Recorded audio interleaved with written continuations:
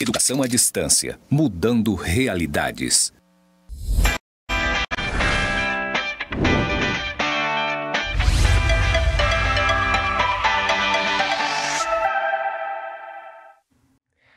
Olá, tudo bem? Eu sou o professor Décio Kerrer Marques, leciono a disciplina de Fundamentos do Trabalho no curso de Gestão Comercial.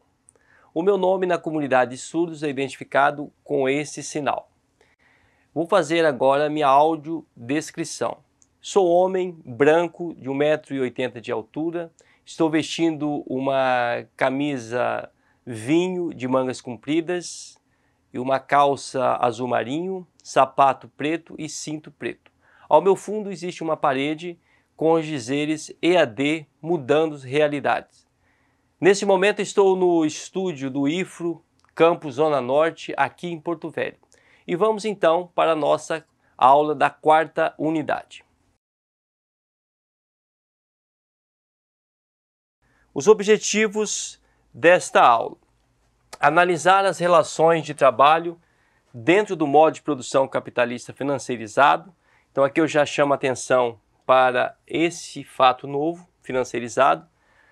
O trabalho como espectador das transações dos papéis. Olha só, cada nomes bonitos, né? Que nesse curso de gestão comercial deve não ser uma novidade para vocês. O que são os papéis com valor monetário. E o fato novo, né, que surge em grande medida, que é o trabalhador sem trabalho. Então esses objetivos são os mais relevantes dessa aula. Então, em relação ao trabalho, tem um elemento para o seu estudo que é a questão do valor, que eu vou explicar nesse slide aqui especificamente. Então aqui nesse slide gostaria de destacar a questão do valor do trabalho e um pouco do desdobramento, como ocorre uma data de transição que é a década de 1970. Há uma mudança aqui no tipo de organização do trabalho e em relação aos interesses das forças de produção, justamente porque o capital estava com dificuldade de ampliar o seu ritmo, na medida que, claro, que eles esperavam, né, os donos do capital. E aí esse elemento que vai marcar não chega a ser uma transição, mas uma tensão entre os interesses de aumentar o acúmulo das forças, de quem detém as forças produtivas, e garantir a questão da renda daqueles que trabalham, né, dos trabalhadores. E aí, esse ponto, então, eu gostaria de explicar para vocês. Então, vamos lá. Quando nós falamos de valor, na unidade 2, eu expliquei a fórmula dinheiro, mercadoria e trabalho. E ali ficou demonstrado que como é que o trabalho entra nessa fórmula, né? Ele entra porque o dono da força produtiva, que é o que nós estamos chamando aqui do dono do capital, o dinheiro 1, né? Ele compra a força de trabalho. E ao comprar a força de trabalho, ele retira o trabalhador, né, a força de trabalho que o trabalhador vendeu, do mercado. Então ele tira o valor monetário desse trabalho e vai para o consumo, como todas as mercadorias. Quando elas são consumidas, eu compro um picolé, por exemplo, quando eu consumo é porque ela perde seu valor monetário. E a força de trabalho é a mesma coisa. O dono do empreendimento comprou aquela força de trabalho para trabalhar 1 hora, trabalhar 8 horas por dia, ou trabalhar 12 ou 24 horas, ou trabalhar durante o mês. Aquele valor econômico do trabalho não existe mais porque ele está sendo consumido para gerar novas mercadorias. Aqui nós vamos dar um outro aspecto do que é o valor médio social do trabalho. O valor médio social do trabalho é o tempo que se organiza um determinado produto, uma determinada mercadoria. Então, se você analisar, por exemplo, o tempo que se gastava para fazer uma picareta, um enxadãozinho ou uma enxada, ou qualquer outra ferramenta para interagir com a natureza no modo de produção escravista, duraria 1 ano, 6 meses, uma espada, por exemplo. Com uma inovação tecnológica que surge no feudalismo, por exemplo, esse tempo médio que se gasta para fazer essa mesma ferramenta, você vai durar menos tempo. Com isso, muda também o valor do trabalho empregado ali. Se você pegar já dentro da Revolução Industrial, porque aí é uma inovação no modo de produção, nesse meio de produção, nessa força produtiva, de modo de produção em série, uma logística na hora de chegar a matéria-prima, uma logística na hora de levar o produto para o mercado, o valor também do trabalho vai ser alterado. O que acontece?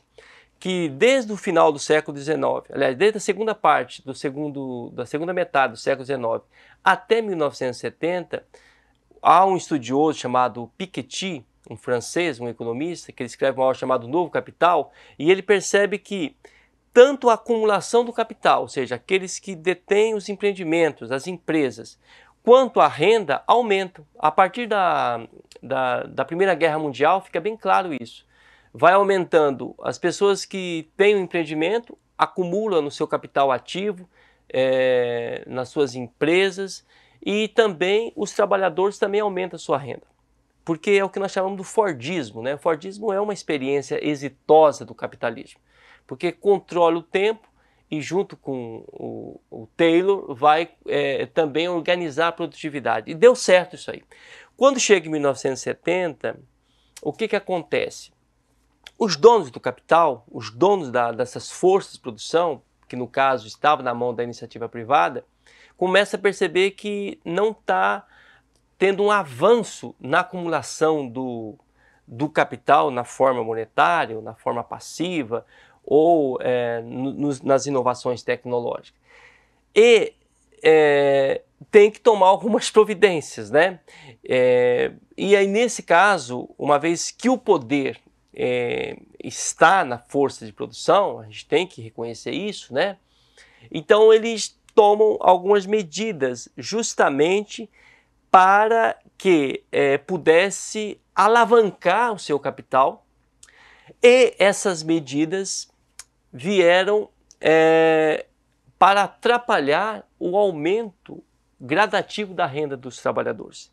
Então, a partir de 1970, se você pegar as grandes nações, Alemanha, Estados Unidos, Canadá, o próprio Brasil, França, você percebe que há um aumento da acumulação do capital e uma diminuição na distribuição da renda, através dos salários estáveis, através de direitos como 13º, por exemplo, licença maternidade, trabalhos precarizados, etc. E tal. E é isso que nos interessa, então, para a gente olhar como começa essa distribuição do capital aos donos das forças de produção e a renda aos trabalhadores de um modo desigual. É isso que nos interessa nessa aula. Então vamos lá para mais um slide para que a gente faça a explicação devida dos motivos pelos quais chegamos ao ponto que nós estamos hoje. Beleza? Então aqui, uma vez que nós estamos falando do valor, né, que esse valor agregado ao trabalho e valor aqui nesse sentido são coisas idênticas, os empresários tentaram encontrar no próprio mundo do trabalho, médio social, né, alguma coisa que fizesse com que ampliasse o lucro. Evidentemente, olha, nós está posto aqui um fato e vamos tentar encontrar mais lucro nessa execução de geração de riquezas. E a pergunta que pode nos ajudar a entender o que se pode fazer para ampliar os lucros. É a primeira ideia aí dos empresários. Aumentar a produtividade. E, com isso, surgiu, olha, precisamos incentivar os investimentos tecnológicos. Então, aqui nós temos, nessa primeira ideia, né, de ampliar os lucros a partir do trabalho médio social, porque se produz mais, você precisa de menos tempo de trabalho, menos gasto com mão de obra, não é verdade? Então,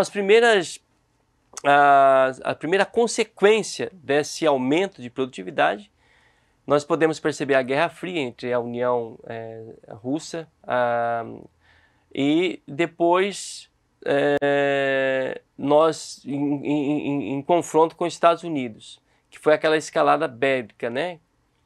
Que vai terminar com a quebra do Muro de Berlim, mas foram tempos difíceis. O mundo assim passando próximo de uma nova guerra mundial, que seria a terceira e última guerra mundial, né, entre a Rússia e os Estados Unidos. Hoje Rússia, né? Na época a União Soviética.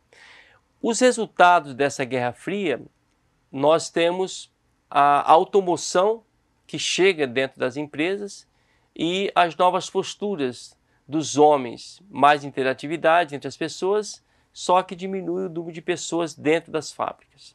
Então esse elemento é importante. Os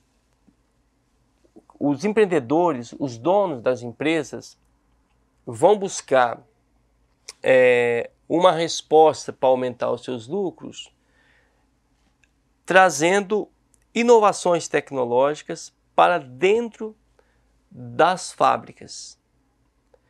E deu certo. Deu certo no sentido que aumentou a produtividade, aumentou a geração de riqueza, trouxe automação, que foi um aspecto fantástico. Inclusive outras áreas, a área, por exemplo, da educação, que é a que nós estamos fazendo aqui agora, graças em grande medida a todos esses incentivos de automação, né? Olha o tanto de alunos que eu atendo agora com essa aula, bem diferente se estivesse dentro da fábrica, dentro da escola, dando aula para 30, 40 alunos. Então, você diminui a quantidade de horas empregada pelo trabalhador, com isso você tem uma economia. Para quem que tem economia? Para o empregador, para o dono da empresa. Só que automaticamente você vai criar alguns problemas, que é o que nós vamos ver no próximo slide. Então essa primeira ideia foi exitosa para gerar mais riqueza, para chegarmos na tal da superprodução que nós falamos na unidade 3. A consequência foi que você tem menos pessoas dentro das fábricas, menos estabilidade no emprego e menos renda. Então aqui essa ideia, tudo a gente pode analisar que tem as suas contradições históricas. Esse é um fato que mexeu na organização do trabalho. Aqui nós podemos falar que começou a faltar trabalho. Nós temos condições de dar acesso à produtividade, à renda e à geração de riqueza por conta da geração de riqueza para todo mundo, né? 7 bilhões de pessoas. Entretanto, por conta dessa dinâmica, né, que foi empregada exitosamente, nós criamos um alto índice de desemprego ou da diminuição do valor social do trabalho. O valor do salário mesmo, né? O valor da renda do trabalhador. Esse é o primeiro ponto. Então vamos agora para o segundo slide sobre isso. Só para explicar então, aqui nós temos uma pequena demonstração. Automação mais interatividade, lá na primeira coluna, gera mais produtividade e mais gente fora da fábrica. Então esse é o primeiro ponto. Você ao trazer a automação para dentro das fábricas, gera mais interatividade, mais produtividade, só que mais gente fora da fábrica. Ou seja, menos emprego, menos valor social do trabalho. Seguindo aí na outra coluna, menos pessoas na produção, menos gente com trabalho nas fábricas, menos gente com trabalho estável. Se a gente faz uma análise, a gente vai percebendo que as formas de aquisição de uma casa, de uma pequena propriedade, até os anos 70, geralmente as pessoas adquiriam com o próprio dinheiro que tinha na sua poupança. Até isso ainda está um pouco no nosso imaginário, as pessoas terem uma poupança em casa, né? Depois dos anos 70, essa poupança foi praticamente destruída. Os trabalhadores não conseguem mais comprar uma casa, um carro, uma moto, sei lá o que for, com a poupança dos seus trabalhos. O que eles fazem? Eles fazem se endividar. Então nós criamos uma sociedade bancarizada que é o resultado desse processo. E o valor social do trabalho o que acontece? Muita produção pelo tempo de trabalho. Então você diminui o tempo de trabalho para fazer as coisas, cria superprodução e menos valor social do trabalho. Então o trabalho fica menos oneroso para o empregador e gera menos renda para o trabalhador. Então é essa situação como está organizado o mundo do trabalho a partir dos anos 70. Mais um slide e aí a segunda ideia. Então a primeira ideia do empregador é gerar riqueza, lucro, aliás, gerar lucro dentro do próprio valor do trabalho, né? Diminuir a quantidade de tempo para fazer as coisas. A segunda, que é o que está mais próximo a nós, que ele está iniciando, assim, ele não está se esgarçando, ou seja, ele não está diminuindo, é o seguinte,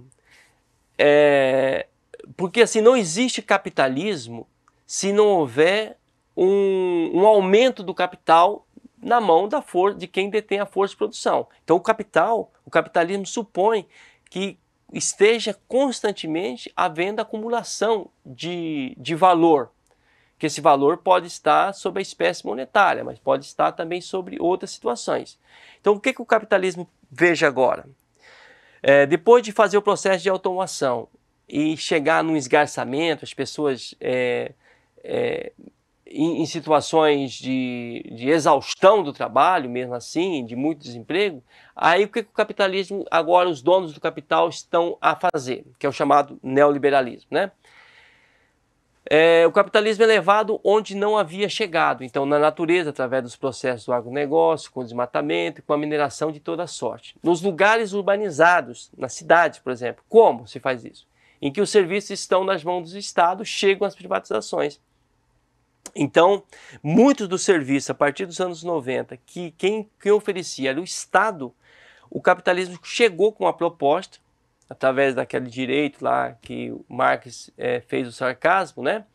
Então, o que o capitalismo o dono do capital, ele na verdade, ele pega esse serviço que era público e ele começa a cobrar, porque o Estado, através de uma política pública, terceiriza, privatiza aquele determinado serviço. Aqui no Brasil, ultimamente, pensaram em privatizar até o SUS. Agora estão tentando privatizar as praias. Pode ser que daqui a um tempo tentem privatizar o Instituto Federal. Porque essa é a largada do capitalismo, a segunda ideia, né, para concluir o pacote total.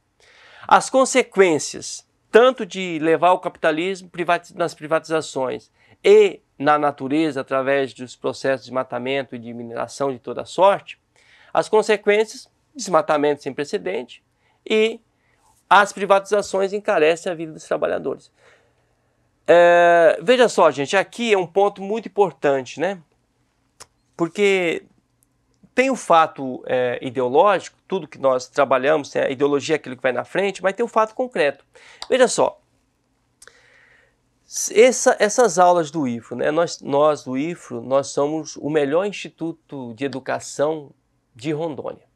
Só os estúdios que nós temos aqui onde eu estou, muitos de vocês não conhecem, mas quem estiver aqui perto de Porto Velho, venha nos visitar, é algo de top, assim, nós temos os melhores estudos da região norte, um dos melhores está aqui, e é público, gratuito e de qualidade. Então, quando você privatiza um negócio desse, a classe média, e os pobres também, mas sobretudo a classe média, vai ter que pagar. E aí, como é que ela vai ter acesso? Ela vai ter acesso a uma educação de qualidade e ela vai se endividar. Eu vejo o meu caso, a minha filha estuda numa escola particular. E a qualidade do ensino lá é inferior à qualidade do IFRO, que o IFRO oferece. Só que o IFRO não oferece para aquele nível dela.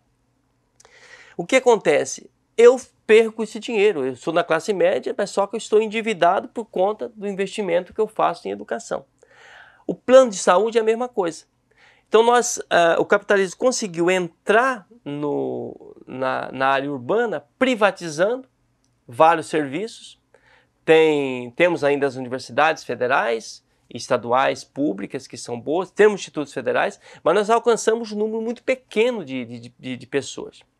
E ainda agora com corte na educação, etc. e tal, são todas tentativas do capital de entrar dentro de um local que era totalmente de benefício para os cidadãos. E aumentar, além dos cidadãos estarem com o valor social do trabalho diminuído, como eu expliquei no slide passado, ainda agora tem que gastar mais por serviço que antes não gastava. E nesse sentido o Han estava certo. Isso vai deixar o quê? Uma sociedade de gente endividada e automaticamente cansada.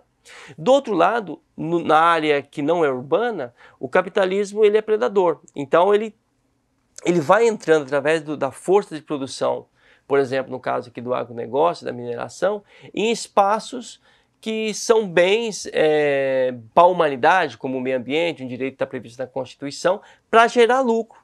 E desmatamento, aquecimento global e os nossos rios, por exemplo, aqui, com alto índice de mercúrio, depois nós vamos consumir esse peixe, evidentemente que vai ter uma incidência no nosso corpo, uma doença, etc. e tal.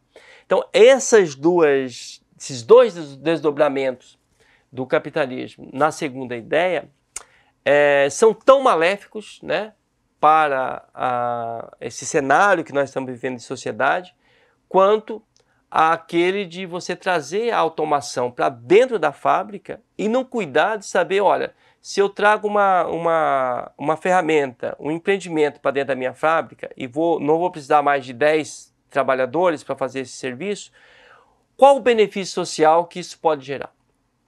Então é esse ponto que o próprio capitalismo ele cria o seu próprio, nesse estágio neoliberal, ele cria o seu próprio esgarçamento. Porque vai chegar um momento, e já está chegando, uma espécie de convulsão social. Porque as pessoas não vão ter mais o que comer. Ou vão comer muito abaixo daquilo que se espera para uma experiência humana civilizada. Então, algumas sociedades já estão tentando equacionar os lucros das forças de produção com o direito, ao menos, da pessoa trabalhar. Porque o trabalho, numa perspectiva que nós estamos discutindo, ele não é só para fazer as coisas e mudar a natureza. Mas é através do trabalho que a gente também se identifica como gente, como ser humano. Não trabalhar é aniquilar os nossos desejos. É perder a nossa perspectiva de fazer as coisas e fazer a nós mesmos como humanos. Então, essas duas práticas, a partir dos anos 70, realmente elas chegaram no seu ápice e as próprias forças de produção, junto com essa tensão, tende a encontrar um novo paradigma que nós não conhecemos ainda aqui na nossa região. Mas já tem algumas experiências que eu vou falar logo em seguida. Então vamos agora para o próximo slide. O que acontece então? Está posta então tanto os empreendedores criando mais lucros a partir da otimização do tempo social do trabalho, ou seja, diminui a quantidade de tempo para fazer as coisas, por isso dá mais lucro, quanto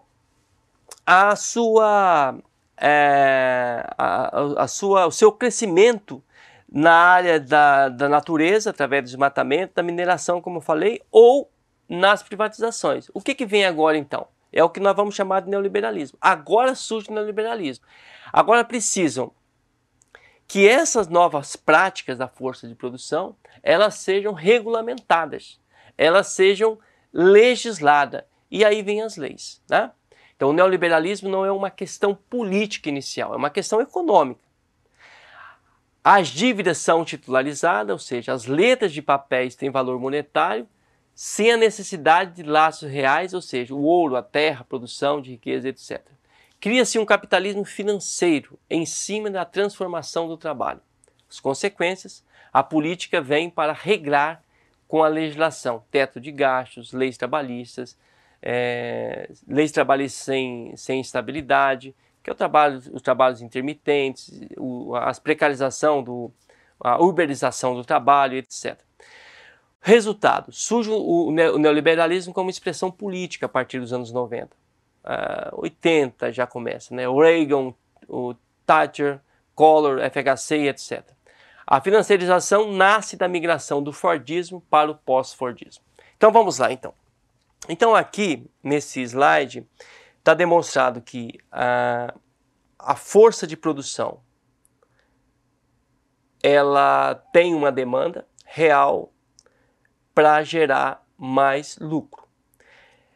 Acontece dois movimentos. Um movimento para gerar mais lucro, aproveitando a diminuição do tempo gasto do trabalho, isso é inevitável, né? E o outro lado, o avanço sobre espaços da natureza que não eram ainda explorados, desmatamento, mineração, e também nas privatizações. Aí vem a política, cria-se uma ideologia que isso é eficiente, etc. e tal, e politicamente criam as leis que vão regrando essa nova dinâmica. No Brasil, especificamente, quando a Constituição Federal, nós saímos da ditadura militar, em 88 se faz a Constituição, se faz uma Constituição ainda numa perspectiva antes dos anos 70. Então, uma Constituição regrada de direitos cidadãos. Por isso que é chamada a Constituição Cidadã, né? Só que depois ela foi sendo remendada, inclusive em relação aos nossos direitos dos trabalhadores. E nesse aspecto, nós ficamos, no nosso caso brasileiro, ficamos com dois caos. Primeiro, o caos de não termos uma força de produção eficiente, como foi no Fordismo, sobretudo olhando para a Alemanha, olhando para os Estados Unidos, para a França, nesse primeiro momento. E a partir dos anos 70, o capitalismo ele cria uma nova vertente através do neoliberalismo, que é a financiarização. E com a financiarização, olha só o que acontece. Explora mais, lucra-se mais com menos tempo de trabalho, explora-se mais a natureza e ainda o dono do capital, o dono da força de produção, ele não tem o compromisso de gerar riquezas. Não precisa gerar riqueza. Ele estabelece que o valor não está mais no trabalho. Não existe um valor social para uma coisa. Existe um valor que ele está nos papéis. Letras. São letras mortas que é chamado de ações. E o impressionante é que até a financiarização havia sim contratos que tinham um valor, que é chamado de contratos derivativos. Eu vou fazer uma usina, como nós temos aqui. Então, claro que a empresa que se predispõe a fazer a usina tem que assinar um contrato que, se ela não fizer, ela vai pagar lá um valor. Então, ela faz um calção. E esse valor é um valor hipotético, que não está diretamente ligado à geração de riqueza. O que acontece com a financiarização? Essa calção, ele tem um valor X lá, R$10. E aí começa a vender essas ações e ela não tem a finalidade nem de gerar riqueza e muito menos não gera-se riqueza, né, para novos empreendimentos e muito menos emprego. Então nós estamos num aspecto que parte do valor em espécie monetária, que em torno de 30% a 40% desse valor, não estão nas forças de produção como era no Fordismo. Eles são valores sem lastro. São valores que existem apenas do ponto de vista pegando as teorias de Durkheim, apenas um aspecto de exterioridade. Existe mentalmente e está na mão de poucas pessoas. A força de produção agora é financiarizada. E como é que isso atrapalha ainda a vida do trabalhador? Não gera mais emprego, não aumenta a renda, mas só que facilita para endividar as pessoas. Em que medida que endivida? Endivida porque nós criamos uma sociedade bancarizada, então todo mundo tem uma conta. Para ter essa conta, paga-se uma anuidade. E se for comprar, geralmente está sem renda, compra no cartão de crédito. No Brasil, por exemplo, nós temos o maior valor pago em questão de valores de crediários, quando você pega para comprar uma casa, um carro, etc. Ou até a comida mesmo, o gás, etc. O valor que você paga para usar esse cartão de crédito. Quem são os credores? São esse grupo da força de produção financeirizada, que ele tem dois tentáculos. Primeiro que consome do valor que o trabalhador, a trabalhadora produz. No final do mês ele tem que pagar uma parte desses juros, através do consignado que ele fez, ou do empréstimo e etc. Do outro lado, ele é o credor também do orçamento do governo federal. Então veja só, o governo federal ele cobra o ICMS, ele cobra os impostos sobre nós e ele pega e empresta desses grandes empreendedores financiarizados. 50% do orçamento, por exemplo, público da União é para pagar juros e amortizações da dívida. Ou seja, é uma dívida que praticamente já não existe mais, só paga os juros e amortizações. E, do outro lado, ainda se cobra, esses grupos banqueiros, cobra-se altos juros do consumidor, que são trabalhadores. Então, no meu parco entendimento, aqui vai a minha contribuição agora, depois de ter dado essas 4 aulas para vocês, é que justamente dentro do próprio sistema capitalista, que ele se impõe sobre nós, basta a gente beber um copo de água, a gente já reproduz o sistema, não tem como sair dele assim só porque a gente quer, mas dentro dele mesmo, a força de produção financiarizada se choca com a força de produção da indústria, por exemplo, do que nós chamamos de Fordismo. Porque o Fordismo ele gera riqueza. E ao gerar riqueza, muda a sociedade, melhora a vida do trabalhador, melhora a vida de quem tem a força de produção, seja na iniciativa privada, seja na iniciativa pública.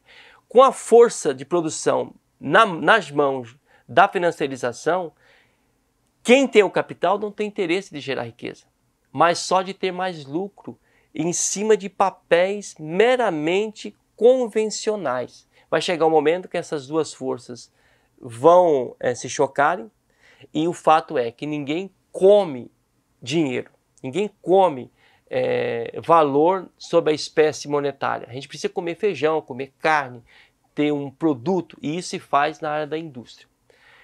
Essa tensão, junto com a própria tensão do capital com o trabalho, acontecerá novas e inéditas mudanças da sociedade, como está vindo lá do Oriente. A China tem experiência maravilhosa nesse sentido, Coreia do Sul também, e o próprio Estados Unidos tem feito movimentos nesse sentido de ter mais tipos de propriedade na forma de produção. Não só a propriedade privada, mas temos também a propriedade pública em algumas áreas e propriedades coletivas. Gente, até mais, e teremos aulas depois via Meet Google e etc. Tchau, tchau.